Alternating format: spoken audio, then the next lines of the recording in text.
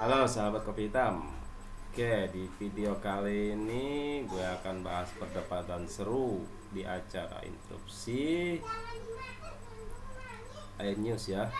Di sini kuasa hukum Jokowi dan juga kuasa hukumnya Dr. Pipa dan Bang Roy Suryo ya. Oke, di sini bahas terkait eksepsi nota pembelaan yang dibacakan oleh tim kuasa hukumnya Dr. Pipa. Oke, gak usah lama-lama lagi, check it out. The one and only Roy Suryo, tersangka fitnah ijazah Jokowi. Terima kasih Mas sudah hadir kembali di interupsi pada malam juga hari semua ini. pemirsa interupsi. Iya, dan juga ada Mbak Abdullah Al-Katiri, pengacara Tifauzia Tiasuma. Terima kasih Mbak Al-Katiri sudah hadir. Dan di sebelah kanan saya Mbak Rifai Kusmanugara, pengacara Joko Widodo. Terima kasih. Malam Mbak Ya, para narasumber dan pemirsa. Siap, malam. Dan juga ada Bang Lecumanan, Wakil Ketua Peradi Ya, Bersatu. selamat malam Mbak dan peserta lainnya. Terima kasih. Terima kasih Bapak-Bapak semuanya sudah hadir interupsi. Saya ingatkan kembali rules-nya, Anda boleh adu gagasan, berargumen, tapi pastikan Anda katakan interupsi. Terima kasih. Saya ke Mas Roy dulu yang paling bersemangat nih. Mas, setelah sidang pra-peradilan kemarin, apakah ini menurut Anda awal dari kemenangan? Ya, kalau awal dari kemenangan sih saya belum bisa mengatakan ini kemenangan. Betul tadi kata Ade Darmawan bahwa jangan senang dulu. Ya, memang kami nggak senang kok.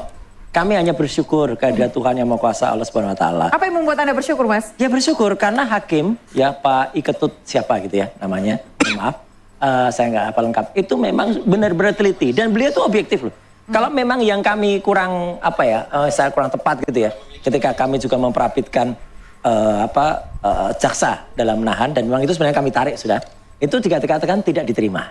Ya kemudian juga soal pemulihan nama baik, ya karena kami belum memasukkan unsur-unsur untuk pemulihan nama baik, itu belum diterima kemarin. Jadi nggak apa-apa. Jadi sebenarnya tidak semuanya kami menang kok kemarin.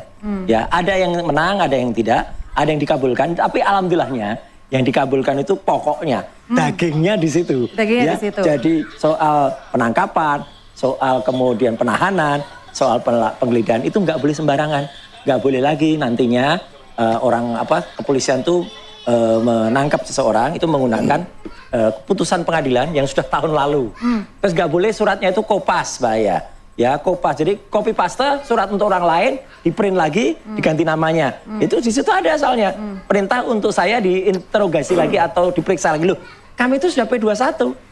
Jadi nggak boleh. Jadi nah ini kan ada kejadian yang nggak benar. Nah, jadi hal kayak gitu, apalagi yang paling fatal adalah ketika ahli yang mereka hadirkan, yaitu Pak Aristo Pangaribuan, itu mengatakan memang surat itu cacat formil, ya udahlah. Oke, Udah sebagian apa-apa. masih belum terkabul. Artinya itu alasan Anda kembali mengajukan pra-peradilan, Mas Roy? Iya, makanya besok pagi. Besok pagi itu di Pengadilan Negeri Jakarta Selatan, Mbak Aya dan iNews kita harapkan, kalau iNews rajin loh, selalu datang gitu ya, itu akan meliput pra-peradilan yang kedua, yaitu soal kita menguji ketersangkaan hubungannya dengan pasal 32 ayat 1 Undang-Undang Informasi dan Transaksi Elektronik. Oke, baik. Saya ke Bang Rifai, Bang. Saya mau... Besok adalah sidang prapit yang keduanya Roy Suryo ya, yang terkaitan dengan Undang-Undang ITE. Oke, besok kita tunggu. Kita lanjut videonya. Mau tanya tanggapan Anda terkait dengan sidang pra-peradilan, khususnya terkait dengan penetapan tersangka besok yang akan diajukan oleh Mas Roy. Pertama kalau kami dari Pak Jokowi ya, memang standingnya adalah terkait upaya paksa itu adalah kewenangan mutlak dari penegak hukum terkait. Sehingga itu juga perlu dipertanggungjawabkan oleh penegak hukum terkait ya.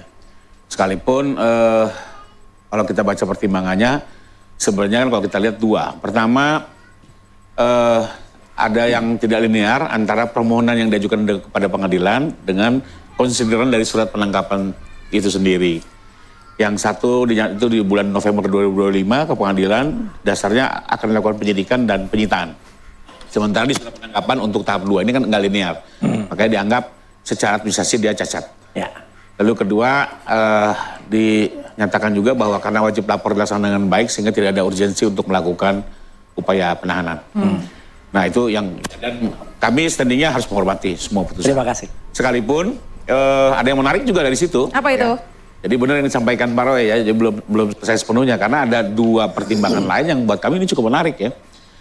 Pertama dinyatakan pelimpahan perkara dari penyidik kepada penuntut umum telah sah adanya. Telak seadanya. Sah adanya. Sah adanya, telah sah adanya. Oke. Jadi melimpahkan upaya pelimpahannya. Jadi kan ada pendapat upaya paksa dan pelimpahan. Yang kedua menarik lagi dipertimbangkan. Bahkan jadi headline di beberapa media. Dinyatakan bahkan penetapan tersangka juga telah sah adanya.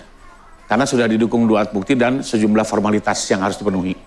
Nah sementara kita ketahui Pak Roy ini kan mengajukan pra kedua juga dengan bahasan penetapan tersangka. Berbeda dengan yang awal. Same. The same thing, right? Beda. Interupsi, beda. Artinya adalah Beda, Mas Roy. artinya Interupsi, gini, beda. Oke. Artinya gini, dipertimbangkan. Oke. Betul tidak menjadi permohonan, saya sepakat. Iya. Tapi kenyataannya dipertimbangkan oleh hakim bahwa penetapan tersangka ini sah adanya, didukung oleh 2 alat bukti dan formalitas. Nah pertanyaannya adalah, ini kan juga jadi putusan pengadilan. PN Selatan, bukan pribadi majelis ya. Sementara ada lagi permohonan kedua yang akan membahas ini. Nah ini kan harusnya akan saling tidak mungkin terjadi tidak linear gitu ya. Sehingga kalau saya lihat, ini jadi menarik nih. Apakah pengadilan negeri di awal pra peradilan ini justru mengambil jalan tengah gitu ya? Upaya paksanya salah tapi pendapat tersangkanya sah. Sehingga nanti mungkin saya menduga di pra kedua ini dia akan cepat diperiksa karena isinya lebih kurang akan dianggap penetapan tersangka itu sah. Sehingga akhirnya pemeriksaan pokok perkara akan Maksudnya ini alur Anda kemana nih? Apakah akan ada nantinya ujung-ujungnya RRJ? Oh no. Artinya pra kedua dalam pandangan saya akan ditolak. Akan ditolak? Karena Akan ditolak pandangannya Mas Roy. Gini. Gak apa-apa, hak dari Pak Rifai dan juga teman-teman di sana. Karena kan kemarin juga Mbak Aya, Pak Rifai, ingat kan? Ada yang sampai bilang 1000% pra peradilan pertama itu akan ditolak. Itu loh si Mak Lampir yang bisa ngomong, boleh dong, gitu. Itu 1000% apa gitu. Ya, bahkan ketika pra peradilan pertama pun ada acara ini juga dibawa ke sana. Tiba-tiba ada yang interupsi. Gitu. Pra peradilan kok ada yang interupsi. Ucur ke depan. Maka itu penyusup kita sebut.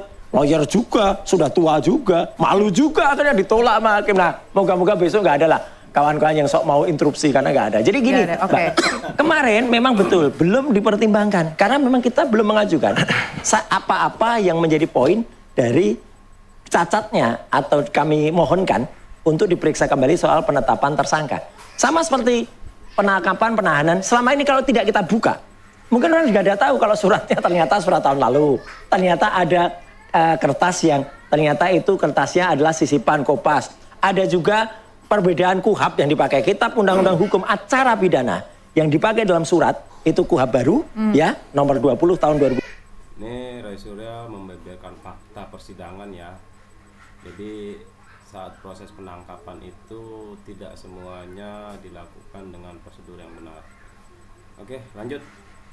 25. Sedangkan pelaksanaan di lapangan itu adalah KUHAP lama tahun 81. Dan itu lucunya tim hukum dari Polda Metro Jaya itu yakin betul. Ini KUHAP lama. Baca KUHAP, baca suratnya, betul baca. Wah baru. Jadi besok itu nggak akan Anda bawa juga? Enggak, kalau yang ini kan sudah lewat, sudah menang kita. Dan itu nanti akan ada lanjutannya. Karena konsekuensi dari tidak sahnya penetapan penahanan itu akan berkonsekuensi. Nah ini saya bocorkan dikit Pak Rifai dan juga semuanya Bang Lecu dan juga saya. Nah dan ada pelaporan terhadap orang yang bertanggung jawab terhadap ini. Itu seru nanti. Oke, saya mau tanya tanggapan Bang Lecu seperti apa Bang? Menurut saya terkait dengan yang namanya putusan pengadilan, semua pihak harus menghormati terhadap putusan ya. Karena saya juga selaku advokat biasanya saya tidak mau mengomentari putusan orang lain. Sebaliknya saya juga berharap orang lain tidak perlu mengomentari putusan di perkara saya, seperti itu. Tapi yang menarik, tadinya memang saya agak ketar-ketir. Kenapa ketar-ketir? Kenapa saya bilang ketar-ketir? Karena kan Mas Roy ini melaporkan saya, betul ya Mas Roy? Betul. Boleh disebutkan lagi dilaporkan terkait apa? Dilaporkan terkait saya katanya memberikan keterangan palsu di dalam akta. Ya, akta otentik. Oke? Ya. Nah, jadi saya mau terima kasih sama Mas Roy.